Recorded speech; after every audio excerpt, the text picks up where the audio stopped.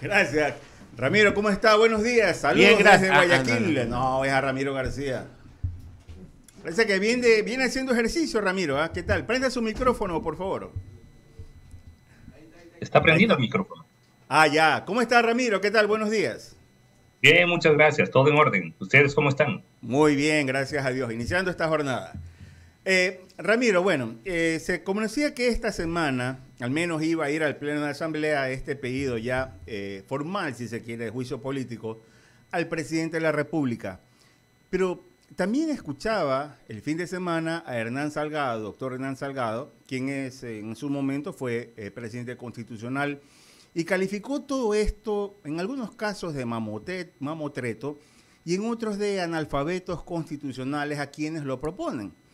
Y obviamente también hemos escuchado a Ramiro García, pero hay más elementos más allá de estos adjetivos calificativos. No digo que si hay más adjetivos calificativos, pero ¿qué otros elementos podrían sumarse a estas críticas en torno al juicio político?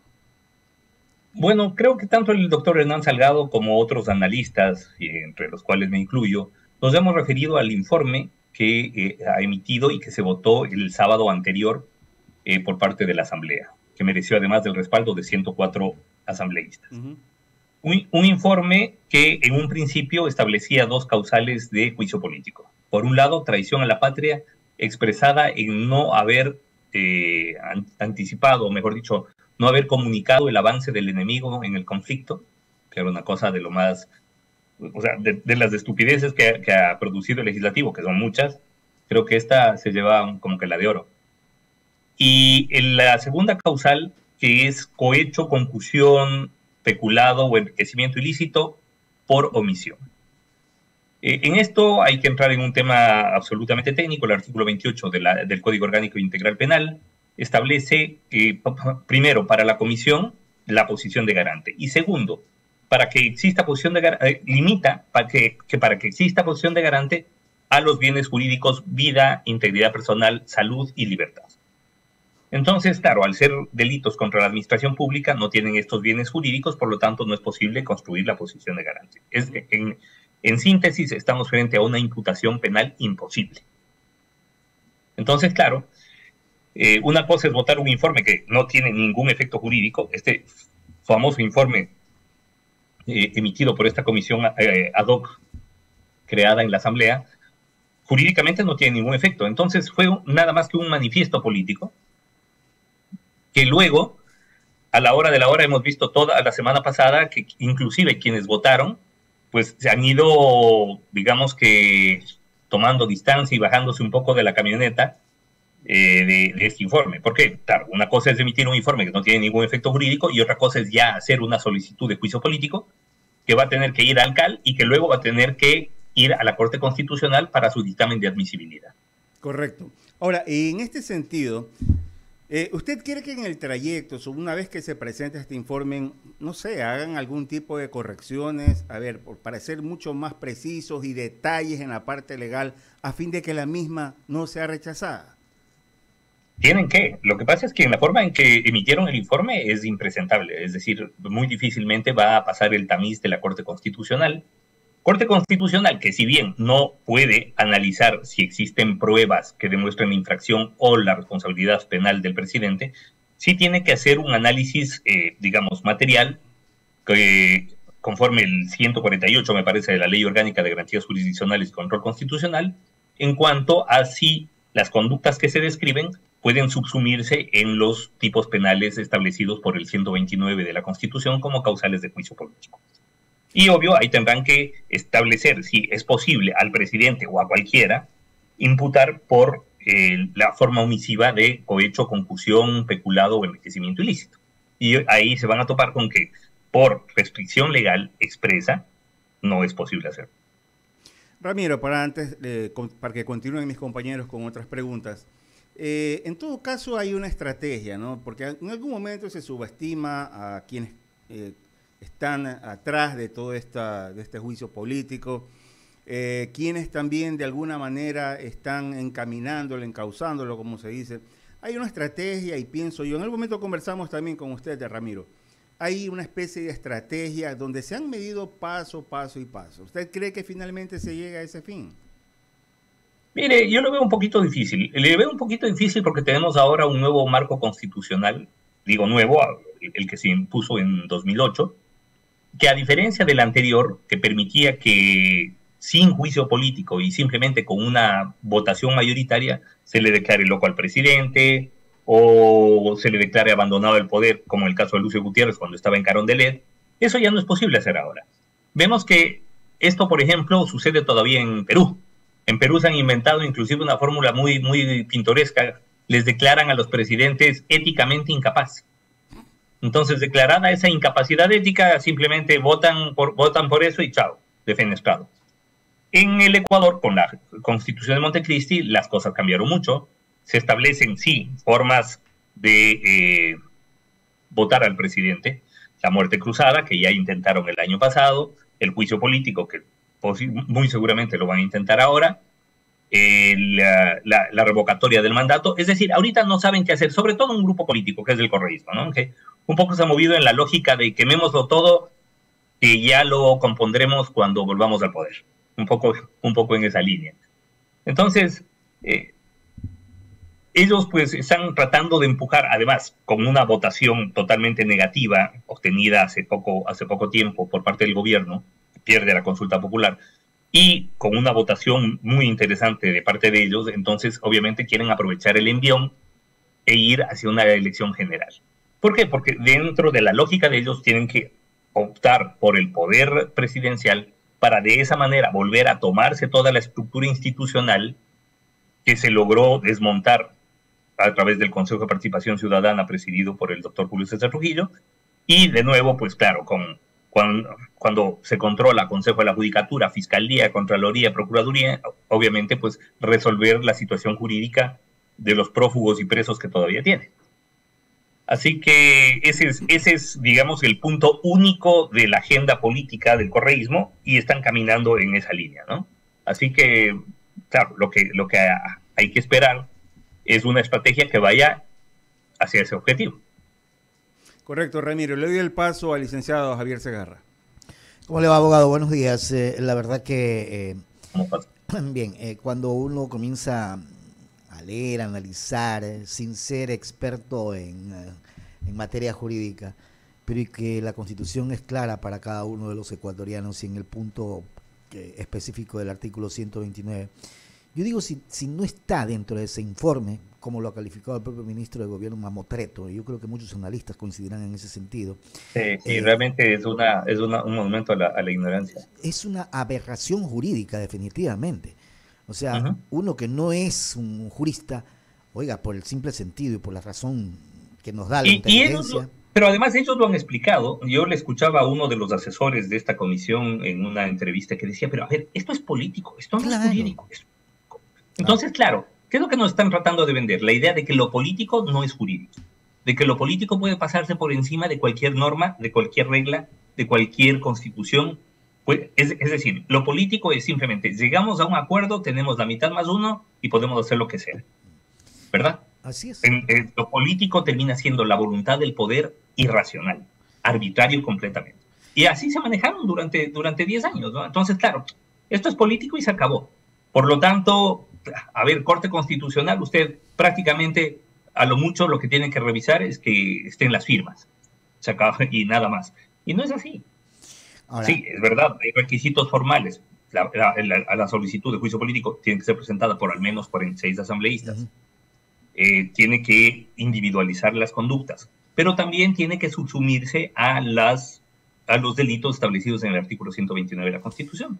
Y ahí es donde van a tener problemas, porque, claro, trataron de meter el tema de traición a la patria, que como dije hace un rato es una de las estupideces más interesantes que hemos visto de parte del legislativo. Y por otro lado, han tratado de meter ese tema de cohecho, concusión, peculado o enriquecimiento ilícito en su forma omisiva, es decir, comisión por omisión. Esto tampoco tiene pies ni cabeza. ¿Por qué? Porque hay una restricción y una limitación expresa en el artículo 28 del COIP.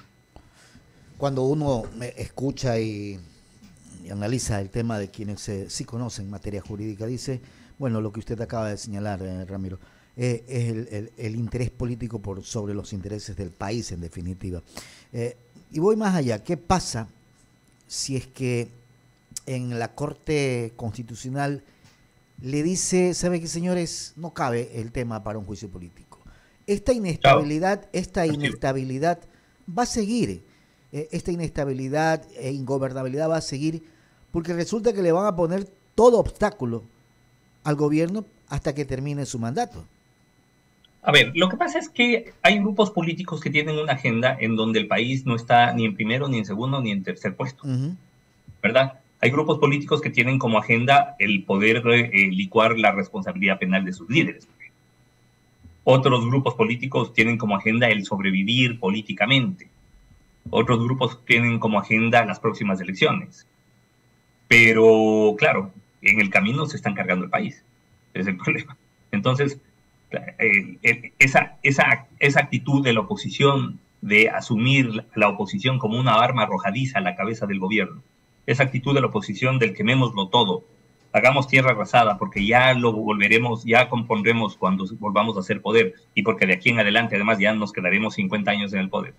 Entonces, claro, esa actitud hace que todo el enfoque se pierda, o que mejor dicho, que en el enfoque se pierda el país, ¿no? Que el país no esté en la mira de los objetivos. Y la situación del Ecuador va a seguir siendo de inestabilidad, de inseguridad y de poca confianza a nivel internacional para la inversión que tanto requiere, si lo vemos desde el otro punto de vista, no desde el punto de vista jurídico. Pero esa situación jurídica afecta a todo en el Ecuador, ¿no? Sí, sin duda. Es decir, bueno, a ver, primero que el gobierno tampoco es que coopera mucho, ¿no? No colabora mucho. Entonces, son errores de bulto, es una inactividad, es una inacción que realmente es lacerante. Usted vaya al ámbito que vaya, es como que lo público no existe. Es decir, no existe obra pública, no existe educación pública, no existe salud pública, no existe seguridad social, y en todos los ámbitos lo están haciendo muy mal, pero muy mal. Trataron, a ver, evidentemente ni siquiera entendieron por qué razón ganaron. O sea, recordemos que Guillermo Lasso obtiene 20% en la primera vuelta y 52% en la segunda. Ese 32% no votó por Lasso. Votó contra el correísmo, por supuesto, pero no votó por Lasso. Entonces, asumir... El anticorreísmo, Ramiro, perdóneme, buenos días. Total, el anticorreísmo que se hunde. Buenos días. Total, así es, exactamente. Ahí fue fundamentalmente un anticorreísmo que no ideológico, porque ahí votaron izquierdas, votaron derechas, votaron indígenas, votaron ecologistas, votaron feministas, votaron todo el mundo que no quería un sistema antidemocrático y arbitrario como el correísmo nuevamente en el poder. Listo, pero eso no se entendió por parte del presidente Lasso. Y más bien ha tratado de imponer una agenda que evidentemente es una agenda caduca. Es una agenda que responde a la visión de las derechas de los 90 del siglo pasado, en donde lo público no existe. Y vamos a ver, yo en otra entrevista en la semana pasada decía una cosa que el entrevistador se reía, porque decía, si Lasso hubiera tenido mayoría legislativa, se hubiera caído hace un año. Claro. Se hubiera caído hace un año. ¿Por qué? Porque nos hubieran impuesto su visión, que no es la visión de las mayorías. En donde, por ejemplo, reforma laboral. ¿Hacia dónde va esa reforma laboral? Flexibilización de la relación laboral. Eso es ir en contra de todo el sistema del trabajo, en contra del sector laboral. Luego, acaba de hacer una comisión de la seguridad social. ¿Qué es lo que van a proponer estos de la seguridad social? Subida de la edad de jubilación, rebaja del techo de las pensiones jubilares, incremento de los montos de aporte de los afiliados y cosas así. O sea, con recetas como esa, obviamente todo el mundo quiere que se caiga. Obviamente es un gobierno que tiene muy poca popularidad. Entonces no hay una desconexión con la realidad brutal. Este gobierno se posiciona en sectores que la derecha internacional hace rato que dejó, hace tiempo.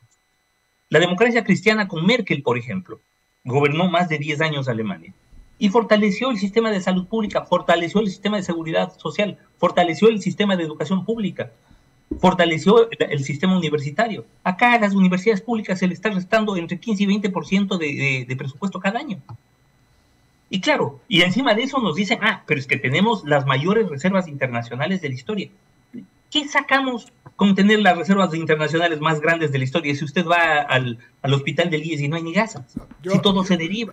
Ramiro, el ejemplo es penoso pero real, es tener un billete guardado y que se te esté muriendo tu esposa o tu padre. Exacto. ¿Para qué lo tienes? Pues si no sirve para lo que tiene que servir. Se está muriendo la esposa, los hijos están sin estudiar, todo es una calamidad en casa, pero tengo ahorros. Entonces, eso no tiene sentido. Eso es ver el país como una suerte de digamos que una especie de sistema financiero. Tocayo. En donde, y asumir además con fe, porque me parece que eso es un acto de fe, que esa solvencia financiera internacional va a expresarse en un mejor nivel de vida para la gente. Y eso no es así. Tocayo. No es así. Tocayo, mientras, bueno, sí, Tocayo, bueno, ¿cómo está? Bien, buenos días. Solo para concluir y ponerle un poco de humor a esta entrevista, porque tanto describe usted que es cierto. Hay una materia que no dieron en la Fundación Ecuador Libre, y es una que me acabo de inventar. Taquigrafía política, cómo leer la política. Y estos jóvenes nobles que fueron a hacer el entorno presidencial, no solo que no sabían taquigrafía política, cómo leer los hechos políticos, sino que en su vida se habían comido un sándwich de chancho donde el primo y solo comían en Plaza Lagos, ¿no? Entonces, solo para ponerle un poco de la calle que le ha faltado al presidente y de entender los signos de los tiempos de la política. Y la cosa que a mí me va a costar creer, es que piense que si salta el bache del juicio político y se sostiene en el poder, es un respaldo a él una vez más, y no que es el pueblo que no quiere inestabilidad, que no es que lo quiera él, sino que no quiere a otro, que quiere que termine su mandato y que haga por lo menos en 2 años lo que no ha podido entender. Totalmente de acuerdo, Tocayo. Justamente es la desconexión con la realidad a la que yo hacía referencia hace un momento, ¿no? Evidentemente, en el gobierno pues siguen pensando que ellos ganaron las elecciones por su popularidad o por respaldo a su plan de trabajo o su plan de gobierno, y no es así. Hay una desconexión con los sectores, sobre todo con los sectores menos favorecidos que no pueden insertarse al sistema laboral, que no tienen acceso a una educación pública y una salud pública de calidad, y que encima de eso, la única opción, terminan siendo cooptados por los grupos de criminalidad organizada. Entonces, eso genera, obviamente, un incremento brutal de los niveles de inseguridad y de la comisión de delitos como pequeños delitos contra la propiedad. Otros que ya estamos viendo son mucho más complejos, como secuestros, extorsiones y, por supuesto, el narcotráfico. Entonces, estamos alimentando a las bandas de criminalidad organizada a través de la inacción del Estado. Y si es que no se entiende eso, y si no se entiende que la inversión social planificada, porque no es cuestión de ir y repartir como capillos. Es correcto. La inversión social planificada es el único factor real en un país de tercer mundo tan pobre como el Ecuador, con enormes carencias, es el único factor de estabilidad política. Tocayo, muchas gracias. Muchas gracias por la entrevista, querido. Ha sido siempre un gusto. Lo comprometemos para algún momento ya venga acá por el Manso Guayos. Que tenga un buen día. Encantado, cuando ustedes gusten. Abrimos el espacio a las menciones publicitarias y Bolo dice... Dice Bolo, no, yo me le tomé la Bolo porque y dice, oiga, no quiere hablar usted, ni las menciones. Oiga, no, yo le pedí a Bolo que me diga, por favor, cambie amigo, para darle confort a Bolo. Y le recomiendo, Ramiro, a usted que le encanta andar viajando o el fin de semana manejar, que se vaya a dar un vueltazo por la urbanización Riona. Riona es un proyecto inmobiliario que está en el kilómetro 3.5 de la vía San Borondón. Oiga, se ofrecen departamentos desde 165 metros cuadrados y ahí usted va a disfrutar de la calidez y exclusividad de vivir en la mejor ubicación cerca de todo. Resérvalo con $2,000 ahorita. Llama, contacta al 0979-565386. Río. No, espérate un momento, no me invites porque yo te voy a invitar a ti, ¿entiendes? Porque Isabel te ofrece los mejores lomitos enteros de atún en aceite de girasol, la manera más saludable y deliciosa de expresar tu amor. A tu Isabel. Claro, esperemos que llegue. ¿Estás escuchando, Gabucho? Tu forma de querer, disponible en todos los supermercados y tiendas a nivel nacional. Conservas Isabel produce el mejor atún. Atún Isabel. Ahora sí hable. Vaya a The Hills. Hazme el pase. Bien, gracias. Descubre una nueva forma de vivir en The Hills. Una comunidad colorida, verde, sostenible y segura ubicada en el puerto Santa Ana. Más de 20 áreas comunales pensadas para consentirte. Departamentos de 1, 2 y 3 dormitorios y locales comerciales. Conoce